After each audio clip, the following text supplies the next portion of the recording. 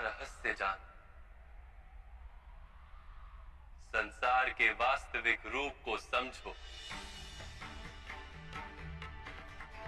गंगा के प्रवाह में मुट्ठी डालकर निकाली जाए तो कुछ प्राप्त नहीं होता,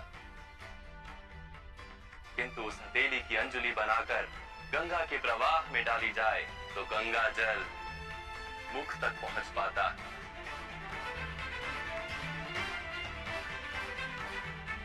विचार करो बात,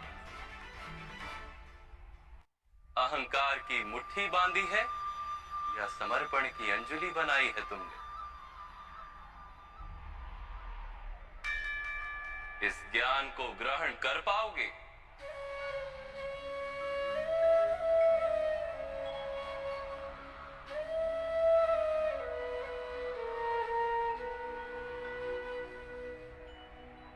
ये संसार क्या है पार्थ? मानव, दानव, पशु, पक्षी, जंतु, कीटक, मत्स्य, वृक्ष, ये सब कैसे बनते हैं? किन पदार्थों से इनका जन्म होता है? कैसे चलते हैं, कैसे जीते हैं? मृत्यु कैसे होती है इनकी? और मृत्यु के पश्चात क्या होता है?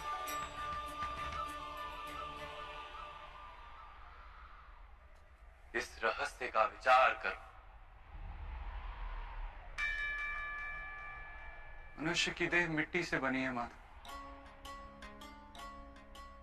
जल उसमें रक्त आदि बनकर प्रवाह करता है। अग्नि देह को तापमान देती है और देह में रिक्त स्थानों में आकाश प्रकट होता है। अर्थात धरती, वायु, जल, अग्नि और आकाश, इन पंच महाभूतों से ही शरीर का निर्माण हो। अर्थात महामहिम गुरु द्रोण पृथ्वी, जल, वायु, अग्नि और आकाश से अधिक कुछ भी नहीं। धर्म ज्ञानी भी पंच महाभूत का जोड़ है और अधर्मी भी। तो मोह किसका कर रहे हो पार्थ? मिट्टी का? परंतु माधव, इस मिट्टी के देह से ही तो मनुष्य एक दूसरे का परिचय पाते हैं। सारे संबंध इस मिट्टी के देह से ही तो होते हैं। नहीं पार्थ, यदि ये सत्य होता तो मृत्यु के पश्चात देह को नष्ट क्यों किया जाता?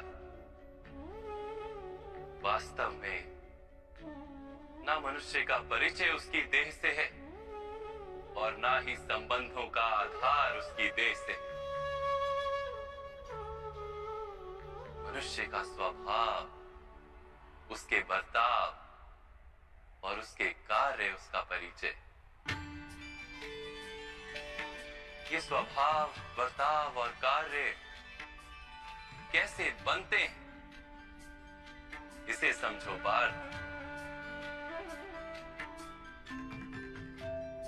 मनुष्य जीवन केवल 20 दृश्य और अदृश्य पदार्थों का मेल है पार्थ, किंतु फिर भी प्रत्येक मनुष्य के स्वभाव तथा कार्य भिन्न भिन्न प्रतीत होते हैं।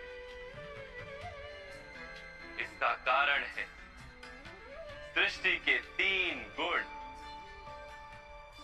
तमस, रजस और सत्व। ये 3 गुण क्या है माधव? तमस का अर्थ होता है अंधकार।